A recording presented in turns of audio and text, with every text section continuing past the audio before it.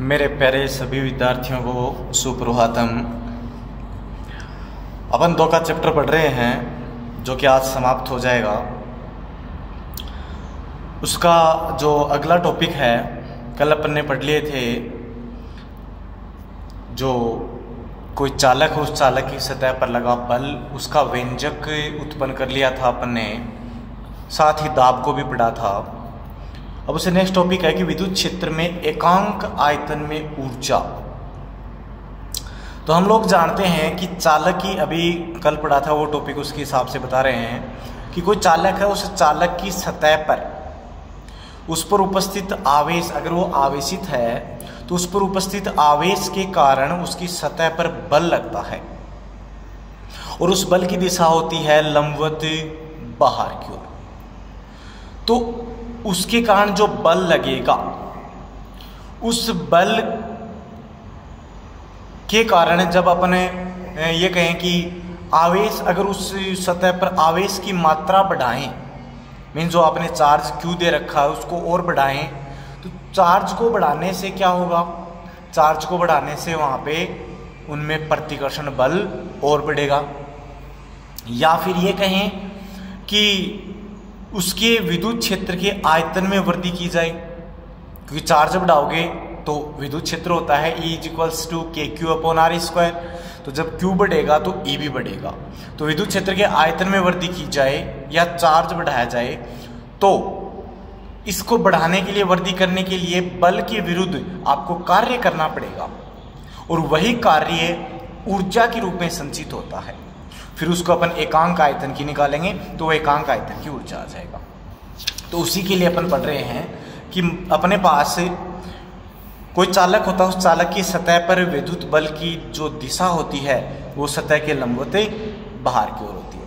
यदि सतह पर आवेश की मात्रा या विद्युत क्षेत्र के आयतन में वृद्धि की जाए तो बल के विरुद्ध क्या किया जाता है, कार्य, ये करने के लिए, और वही कार्य विद्युत क्षेत्र में ऊर्जा के रूप में संचित हो जाता है। अब उसका मान अपने को निकालना है कि वो ऊर्जा कितनी। तो उसके लिए अपने माना कि अपने पास एक समरूप आवेशित गोला है या गोलीय कोश है। कुछ इस प्रकार से अपने एक गोला माना है जिसकी त्रिज्या, ये एक गोला है अपने पास, ठीक है, और इसकी त्रिज्या अपन ने मान ली, इसकी त्रिज्या है R। समरूप आवेशित है तो इसका पृष्ठ आवेश घनत्व होगा, और वो पृष्ठ आवेश घनत्व क्या होगा, सिग्मा, क्योंकि पृष्ठ आवेश घनत्व को अपने किससे डिनोट किया था, सिग्मा से। ये इसका केंद्र बिंदु है। तो इसकी सतह पर बाहर की ओर एक बल कार्य करेगा इस आवेश के कारण, और वो गोली सतह पर जो बल लगा वो कल अपने पढ़ा था, वो था F=, सरफेस इंटीग्रल σ²/2ε0 ds।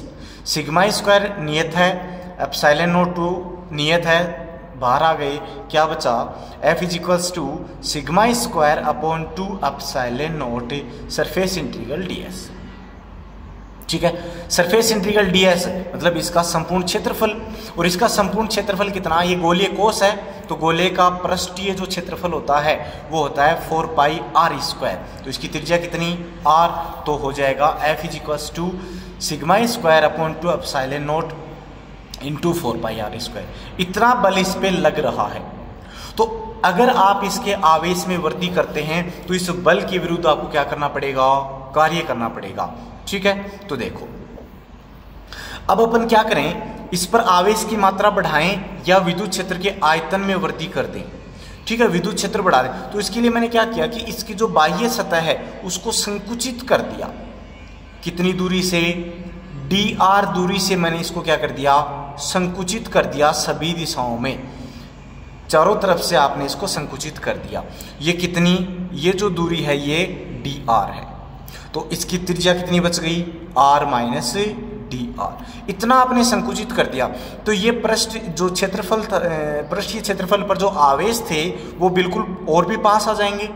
जब और पास आएंगे तो उनके मध्य बल का बढ़ेगा, मतलब उस बल के विरुद्ध आपको क्या करना पड़ेगा, कार्य, उस बल के विरुद्ध क्या करना पड़ेगा, कार्य। और कार्य हम जानते हैं, कार्य बराबर होता है बल गुणा विस्थापन, तो इसके विरुद्ध आप बल लगा रहे हैं और विस्थापन कितना किया आपने, dr, तो वो dr विस्थापन।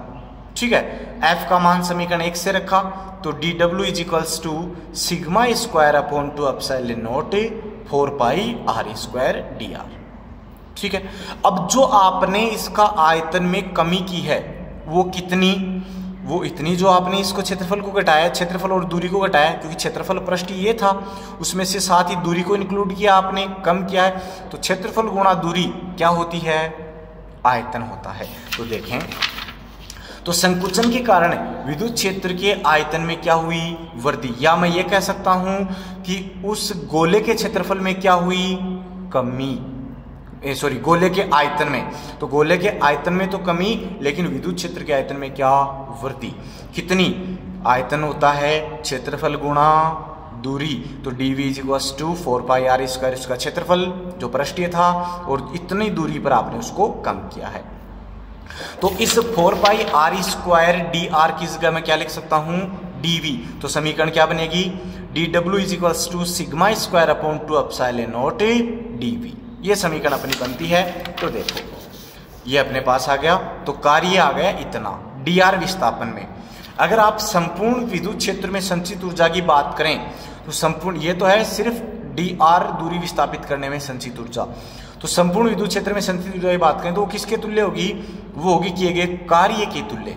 अपन पहले ही बहुत बार बता चुके हैं कि जो कार्य होता है वो ऊर्जा के रूप में संचित होता था, ऊर्जा है तो ये अपन क्या करें, कार्य करें। तो ये कह सकते हैं कि ऊर्जा ही क्या है, कार्य, मीन्स यहाँ पे U बराबर W बराबर, इसका अपन संपूर्ण कार्य की बात कर रहे हैं तो इसका समाकलन कर दें, समाकलन कर दिया। हम जानते हैं E बराबर जो क्या होती है, विद्युत क्षेत्र की तीव्रता उसकी पृष्ठ पर सिग्मा अपॉन एप्सिलॉन नॉट, तो सिग्मा बराबर है E अपॉन, सिग्मा बराबर हो जाएगा E into epsilon not. Okay, ये मान यहां रखा, ये मान यहां रखा, तो U बराबर क्या बना, सरफेस इंटीग्रल स्क्वायर था तो E square epsilon not square, एक एप्सिलॉन से एक एप्सिलॉन कैंसिल आउट हो गया, एप्सिलॉन नॉट, तो बचा E square epsilon naught upon 2 dV, ये आ गई उसकी ऊर्जा, कुल ऊर्जा। लेकिन अपने को हेडिंग थी एकांक आयतन की ऊर्जा, तो विद्युत क्षेत्र के एकांक आयतन में कितनी ऊर्जा संचित होगी, तो एकांक आयतन की जहां बात आएगी उसको अपन कहते हैं घनत्व है, तो ऊर्जा है तो ऊर्जा घनत्व है, तो ऊर्जा घनत्व अपन क्या करें, उस जितने आयतन की ऊर्जा निकाली है उसमें उस आयतन का भाग दे देंगे, तो क्या आ जाएगी, एकांक आयतन की ऊर्जा।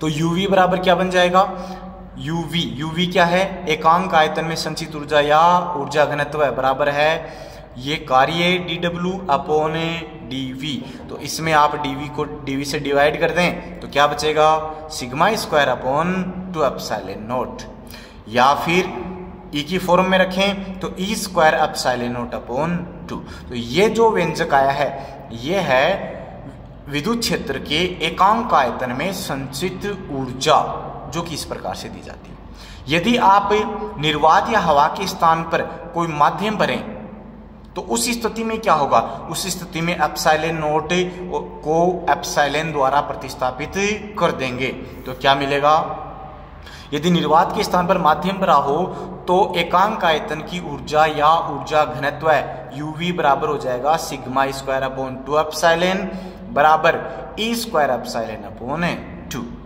क्लियर है, तो ये आपका था एकांक आयतन की ऊर्जा। तो इस प्रकार से अपन विद्युत क्षेत्र के एकांक आयतन की ऊर्जा को ज्ञात कर सकते हैं। क्लियर है। नेक्स्ट अपने पास में नेक्स्ट टॉपिक अपना है, लास्ट है इस चैप्टर का, साबुन के आवेशित बुलबुले का संतुलन, मीन्स उसकी संतुलन की स्थिति क्या है, उससे अपन इसके बेस्ड न्यूमेरिकल क्वेश्चन भी कई बार पूछ लिए जाते हैं। तो इसलिए क्या है, 11th क्लास में अपन ने साबुन के बुलबुले के बारे में बहुत अच्छे से अध्ययन किया था। वो क्या था कि पानी के बुलबुले और साबुन के बुलबुले में क्या अंतर होता है, या अपन कह सकते हैं हवा के बुलबुले में।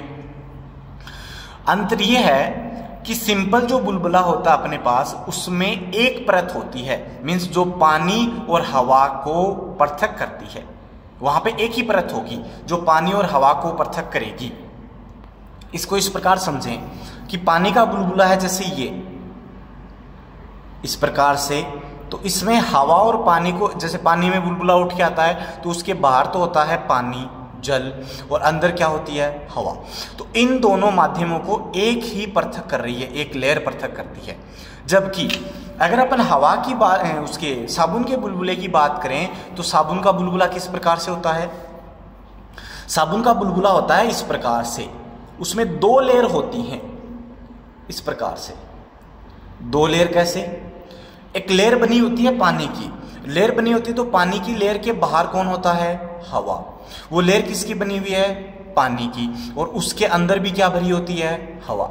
तो इस प्रकार से ये 2 परत होती हैं इसमें, जो कि 3 माध्यमों को पृथक करती हैं, हवा, पानी, हवा। तो यहाँ पे इसमें मुख्य डिफरेंस ये होता है इस सामान्य बुलबुले में और साबुन के बुलबुले में। तो यहाँ पर जो पृष्ठ तनाव, इस सरफेस टेंशन जो उत्पन्न होगा, वो पृष्ठ तनाव भी दुगुना होगा, अर्थात कह सकते हैं इन दोनों के कारण होगा। ये अपन 11th क्लास में पढ़ चुके हैं, ठीक है, लेकिन एक बार फिर से आपको रिपीट करवा दिया है। अब देखो, अपन ने माना कि अपने पास में एक R त्रिज्या, स्मॉल r त्रिज्या और T पृष्ठ तनाव का एक साबुन का बुलबुला है, जिसके अंदर वायु का दाब बाह्य वायुमंडल के दाब से अधिक होता है।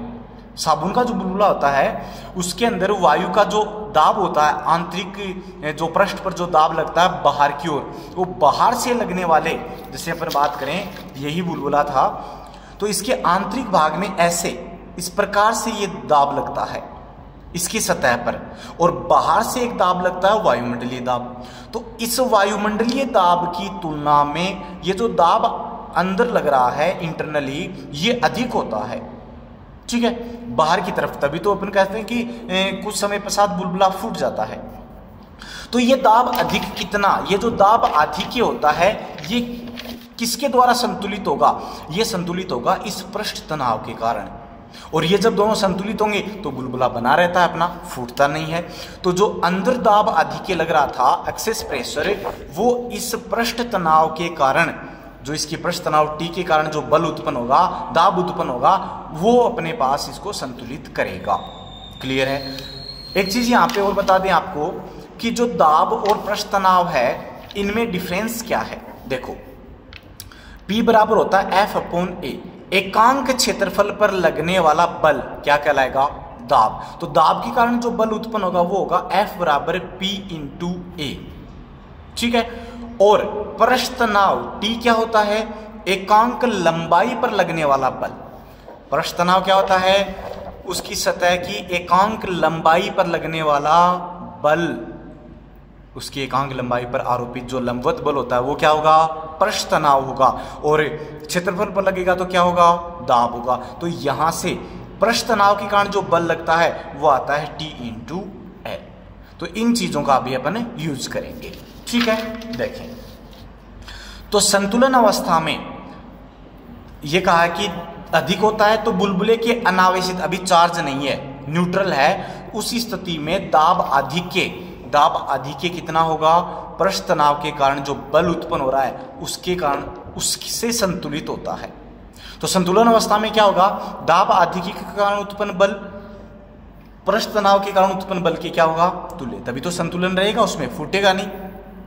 तो बल बराबर होता है दाब के लिए दाब गुणा क्षेत्रफल, अभी बताया मैंने। तो दाब अधिक के, क्षेत्रफल, बुलबुला है कैसा है, वर्ताकार, केवल उसकी परत की बात करें तो कैसा होगा, वर्ताकार, तो कैसा क्षेत्रफल, πr², गुणा पृष्ठ तनाव के कारण उत्पन्न बल। तो पृष्ठ तनाव कितना, T, गुणा में F बराबर पृष्ठ तनाव के लिए था T × L, क्या था, T × L, L मीन्स उसकी लंबाई। और अगर अपन वर्त की बात करें तो वर्त की लंबाई क्या होती है, परिधि, तो परिधि कितनी, 2πr। लेकिन अभी मैंने बताया कि साबुन के बुलबुले में 2 लेयर होती हैं, मीन्स 2 परत होती हैं। तो 2 परत होगी तो पृष्ठ तनाव भी कितना होगा, दुगुना, इसलिए यहाँ पे 2 आया है। पाई से पाई कैंसिल आउट, 1r से 1r कैंसिल आउट, तो दाब अधिक के P एक्सेस प्रेशर क्या बचेगा, 4T/R। ये समीकरण नंबर 1। ये तो था अनावेशित होने की स्थिति में। अब अपन ने क्या किया, इसको आवेशित कर दिया। बुलबुले को क्या कर दिया, Q आवेश से आवेशित कर दिया, तो इसके ऊपर क्या आ जाएगा, पृष्ठ आवेश घनत्व है। क्या आ जाएगा, पृष्ठ आवेश घनत्व है, कितना, सिग्मा। तो उस स्थिति में जब आवेशित करते हैं तो जस्ट इससे जो दूसरा पहला वाला टॉपिक पढ़ा था उसमें था कि जब आवेशित कोई गोला तो उस पर एक विद्युत दाब लगता है, तो वैसे ही ये भी एक गोला ही होता है, तो इस पर दाब लगेगा, विद्युत दाब वो उत्पन्न हो जाता है, जिसकी दिशा वापस से कहेंगे कि अंदर वाली दीवार पर बाहर की ओर, अंदर वाली सतह पर बाहर की ओर लगता है। तो उसका मान कितना निकाला था, विद्युत दाब P इलेक्ट्रिक प्रेशर क्या था, sigma square upon 2 epsilon naught. ये अपन पहले पढ़ चुके हैं। तो अब पहले दाब आदि के तो था ही, अब क्या हो गया, विद्युत बल, विद्युत दाब और उत्पन्न हो गया, मीन्स आंतरिक सतह पर दाब की अधिकता और हो गई। तो इस स्थिति में, आवेशित होने की स्थिति में दाब आदि के और विद्युत दाब के कारण संयुक्त रूप से उत्पन्न बल पृष्ठ तनाव द्वारा संतुलित होता है। तो इस स्थिति में केवल दाब आदि के नहीं है, उसके साथ में विद्युत दाब भी है। तो ये दोनों दाब गुणा में बल निकाल रहे हैं, तो गुणा क्षेत्रफल, क्योंकि बल बराबर होता है दाब गुणा क्षेत्रफल। तो क्षेत्रफल वही है, आंतरिक जो वर्तीय भाग है पाई आर स्क्वायर। फिर से पृष्ठ तनाव में कोई चेंज नहीं हुआ, T और 2 पाई आर, और ये ट्वाइस मैंने क्यों लगाया दुगुना, क्योंकि अभी बताया मैंने उसके कितने होते हैं, 2 परत होती हैं। तो इस स्थिति में फिर से पाई से पाई कैंसिल आउट, एक आर से एक आर कैंसिल आउट, समीकरण क्या बची, समीकरण बची कि P एक्सेस दाब आदि के प्लस में विद्युत दाब इलेक्ट्रिक प्रेशर बराबर बचा 4T अपॉन आर। अपने को दाब आदि के, तो P एक्सेस बराबर, इसको इधर ले गए, minus P electric. P electric का मान तो पता है अपने को, अभी भी लिखा था, sigma square upon 2 epsilon not, वह मान यहाँ रखते हैं। तो अपनी समीकरण बनी है P excess is equals to 4T upon R minus sigma square upon 2 epsilon naught. ये समीकरण नंबर 2। अब देखो, जब बुलबुले को अपने आवेशित किया, तो आवेशित करते जा रहे हैं, उसे करते जा रहे हैं, तो एक स्थिति ऐसी आएगी जब दाब आधिक्य का मान शून्य हो जाता है, शून्य करना होगा। क्यों, अगर ये शून्य नहीं हुआ तो इस स्थिति के बाद जब अपन और उसको चार्ज करते जाएंगे तो बुलबुला फूट जाएगा। तो संतुलन अवस्था के लिए आवश्यक क्या है कि क्योंकि चार्ज है तो विद्युत दाब तो रहेगा ही, वो तो नेसेसरी है। तो अपन क्या कहें कि जब ये संतुलन अवस्था में है तो उस स्थिति में दाब आदि के क्या होगा, शून्य। अगर ये शून्य नहीं होगा तो बुलबुला क्या हो जाएगा, फूट जाएगा। इसलिए मैं कहूँगा कि संतुलन अवस्था में दाब आदि के क्या होगा, शून्य। तो इसको कर दिया शून्य, क्या बचा 4T upon R is equals to sigma square upon 2 epsilon naught. तो एक आवेशित बुलबुले की जो संतुलन की स्थिति है वो ये कहलाती है। ठीक है, इसकी सहायता से अपन बुलबुले की त्रिज्या निकाल सकते हैं, बुलबुले का पृष्ठ आवेश घनत्व निकाल सकते हैं और बुलबुले पर आवेश निकाल सकते हैं। तो देखो, सबसे पहले बुलबुले की त्रिज्या, तो बुलबुले की त्रिज्या यहाँ से r, तो r बराबर क्या हो जाएगी, यहाँ से मल्टीप्लाई करके निकालने, क्रॉस मल्टीप्लाई से क्या आएगा 2 × 4 8T एप्सिलॉन नॉट और अपॉन में सिग्मा स्क्वायर, ये बुलबुले की त्रिज्या। जहाँ पे अगर अपने को पृष्ठ तनाव पता चल जाए तो त्रिज्या निकाल लेंगे, क्योंकि ये दोनों नियत राशियाँ अपने को मिलेंगी। फिर अब बुलबुले का पृष्ठ आवेश घनत्व है, यहीं से निकालें सरफेस चार्ज डेंसिटी सिग्मा, इसको इधर ले जाएं सिग्मा स्क्वायर, आर नीचे आ जाएगा, स्क्वायर है हटाएंगे तो इधर अंडर रूट आ जाएगा, वर्गमूल। तो ये बनेगा sigma is equals to under root 8T epsilon naught upon R. ये हो जाएगा उस बुलबुले पर पृष्ठ आवेश घनत्व जब वो आवेशित होगा। ठीक है, फिर आवेश निकालें, तो आवेश अपन कहाँ से निकालें, फॉर्मूला पता है अपने को, सिग्मा बराबर होता है Q अपॉन A, जानते हैं हम। तो Q बराबर क्या हो जाएगा, सिग्मा इंटू A, क्या हो जाएगा सिग्मा इंटू A। तो यहाँ से Q बराबर सिग्मा इंटू A, A क्या है उसका क्षेत्रफल।